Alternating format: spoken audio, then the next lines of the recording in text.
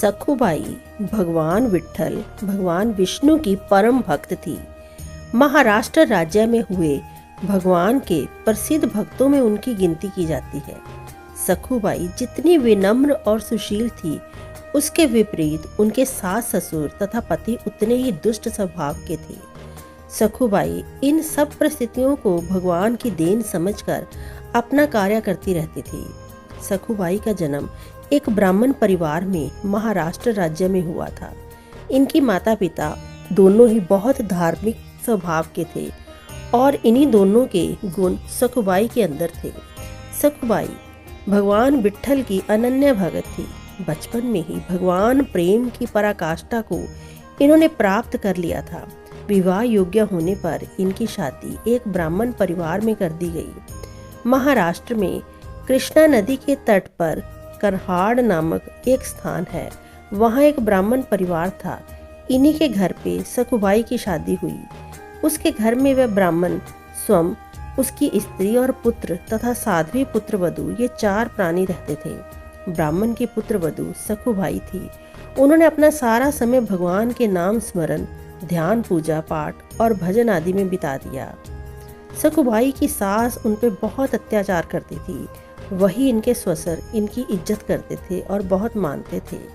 सखुबाई जितनी ही अधिक भगवान की भगत, सुशीला, विनम्र और सरल हृदय थी, उसके सास और पति उतने ही दुष्ट, ककर्ष, अभिमानी, कुटिल और कठोर हृदय थे। वे सखु को सताने में कुछ भी नहीं छोड़ते थे। मारना, पीटना, गाली देना, परेशान करना और अनेक यातनाएं देना तो आम बात था। तड़के से लेकर रात को सबके सो जाने तक मशीन की भांति विश्राम करने पर भी सास उसे भरपेट खाने को नहीं देती। परंतु सखुबाई इसे भी भगवान की दया समझकर अपने कर्तव्य के अनुसार अस्वस्थ होने पर भी काम करती रहती। परंतु दुष्टा सास इतने पर भी राजी न होती। वह उसे 2-4 लात मुंह से जमाए और उसको और उसके माँ बाप को 10-20 गालियां सुनाए बिना संतुष्ट नहीं होती थी। परंतु सखु सास के सामने कुछ न बोलती, लहू का घूंट पीकर रह जाती। वह इन दारुण दुखों को अपने कर्मों का भोग और भगवान का आशीर्वाद समझकर उन्हें सुख रूप में परिणत कर सदा प्रसन्न रहती। एक दिन सखुबाई यात्राओं से तंग आकर भगवान विट्ठल की मूर्ति के पास बैठकर रोते रोते सच्चे मन से भगवान को पुकार रही थी कि आप लोग तो जानते ही हैं, भगवान को जो सच्चे मन से पुकारता है भगवान उसकी जरूर सुनते हैं। और यही हुआ। भगवान स्वयं उसके सामने खड़े थे। ये सब नज़ारा परिवार के अन्य सदस्य देख रहे थे और वो सब आश्चर्यचकित हो उठे। कुछ दिन बाद सखुबाई की सास भगवान की मूर्ति को बाहर फेंक आई, लेकिन भगवान की कृपा से वह मूर्ति पुनः घर में अपने स्थान पर मिली। इस तरह सखुबाई की सास कई बार मूर्ति को बाहर फेंक आती और मूर्ति पुनः उसके अपने स्थान पर ही मिलती। एक दिन की बात है, सखुबाई की सास ने किसी तांत्रिक को बुलाकर अपनी बहू पे तांत्रिक जप तप करा दिया ताकि सखुबाई पूजा पाठ करना बंद कर दे। लेकिन खुद भगवान विट्ठल उसके पति का रूप रख के आए और सारा तामझाम नष्ट कर दिया। पंढरपुर यात्रा की इच्छा। महाराष्ट्र में पंढरपुर वैष्णवों का प्रसिद्ध तीर्थ है। वहाँ प्रतिवर्ष आषाढ़ शुक्ला एकादशी को बड़ा भारी मेला होता है। लाखों नर नारी कीर्तन करते हुए भगवान श्री विट्ठल के दर्शनार्थ दूर दूर से आते हैं।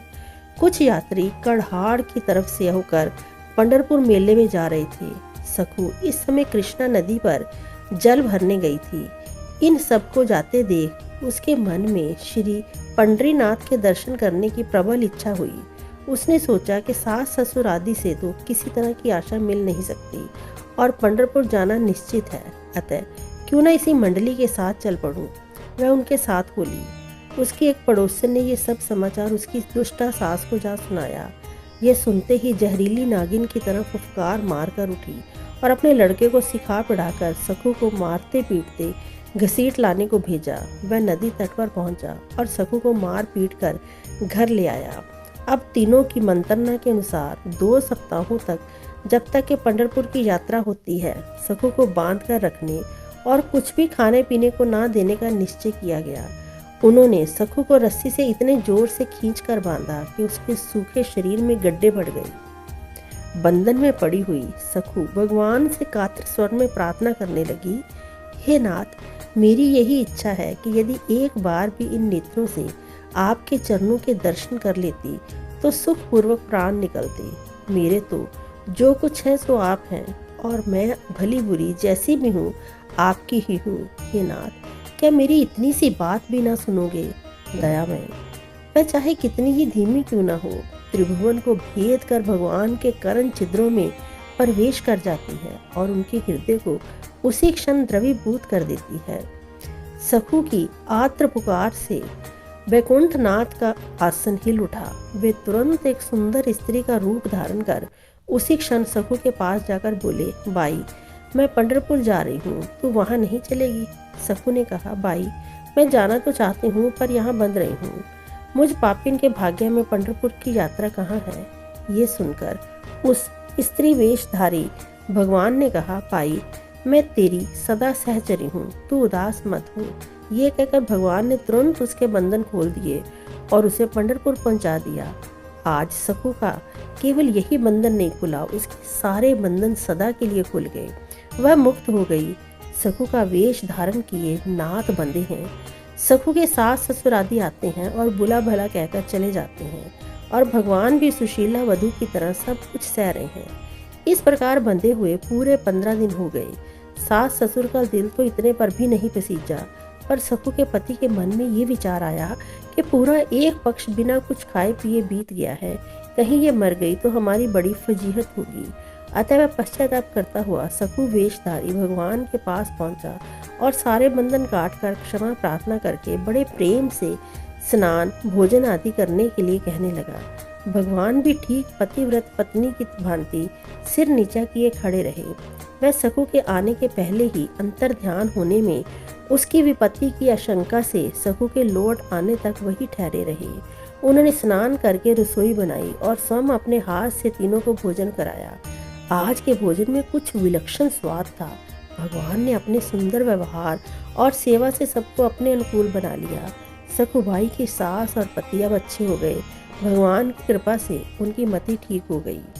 इधर सखूबाई पंढरपुर पहुंचकर भगवान के दर्शन करके आनंद सिंधु में डूब गई। वह ये भूल गई कि कोई दूसरी स्त्री उसकी जगह बंधी हुई है। उसने प्रतिज्ञा कर ली कि जब तक इस शरीर में प्राण है मैं पंढरपुर की सीमा से बाहर नहीं जाऊंगी। प्रेम मुग्धा सखू भगवान पांडुरंग के ध्यान में संलग्न हो गई। वह समाधिस्थ हो गई। अंत में सखू के प्राण कलेवर छोड़कर निकल भागे और शरीर अचेतन होकर गिर पड़ा। दैव योग से कड़हाड़ के निकटवर्ती केवल नामक ग्राम के एक ब्राह्मण ने उसे पहचान कर अपने साथियों को बुलाकर उसकी अंत्येष्टि क्रिया की। अब रुक्मिणी जी ने देखा कि ये तो यहाँ मर गई और मेरे स्वामी इसकी जगह बहू बने बैठे हैं। मैं तो बेबस फंसी। ये विचार कर उन्होंने शमशान में जाकर सखू की हड्डियां बटोरकर उसमें प्राण संचार कर दिया। सखू नवीन शरीर में जीवित हो गई। जो महामाया देवी समस्त ब्रह्मांड की रचना कर और उसका विनाश करती है, उसके लिए सखू को जीवित करना कौन सी बड़ी बात थी। सखूबाई यात्रियों के साथ 2 दिन में करहाड़ पहुंच गई। सखू का आना जाना जानकर सखू वेशधारी भगवान नदी तट पर घड़ा लेकर आ गए और सखू के आते ही 2-4 मीठी मीठी बातें बनाकर और घड़ा उसे देकर अदृश्य हो गए। सखू घड़ा लेकर घर आई और अपने काम काज में लग गई, परंतु घर वालों का स्वभाव परिवर्तन देखकर उसे बड़ा आश्चर्य हुआ। कुछ दिनों बाद वह केवल गांव वाला ब्राह्मण जब सखू की मृत्यु का समाचार उसके घर देने आया और उसने सखू को घर में काम करते देखा, तब उसके आश्चर्य का पारावार न रहा। उसने सखू के सास ससुर को बाहर बुलाकर उनसे कहा, सखू तो पंढरपुर में मर गई थी, ये कहीं प्रेत बनकर तो तुम्हारी यहाँ नहीं आ गई। सखू के ससुर और पति ने कहा, वह तो पंढरपुर गई ही नहीं, तुम ऐसी बात कैसे कर रहे हो। ब्राह्मण के बहुत कहने पर सखू को बुलाकर सब बातें पूछी गई। उसने भगवान की सारी लीला कह सुनाई। सखू की बातें सुनकर सास ससुर और पति ने बड़े पश्चाताप के साथ कहा, निश्चय ही यहाँ बंधने वाली स्त्री के रूप में साक्षात लक्ष्मीपति ही थे। हम बड़े नीच और कुटिल हैं जो हमने उन्हें इतने दिनों तक बांध रखा और उन्हें नाना प्रकार के कलेश दिए। तीनों के हृदय बिल्कुल शुद्ध हो गए चुके थे। अब वे भगवान के भजन में लग गए और सखू का बड़ा ही उपकार मानकर उसका सम्मान करने लगे। इस प्रकार भगवान की दया से अपने सास ससुर और पति देव को अनुकूल बनाकर सखुबाई जन्म भर उनकी सेवा करती रही और अपना सारा समय भगवान के नाम स्मरण, ध्यान, भजन आदि में बिताती रही।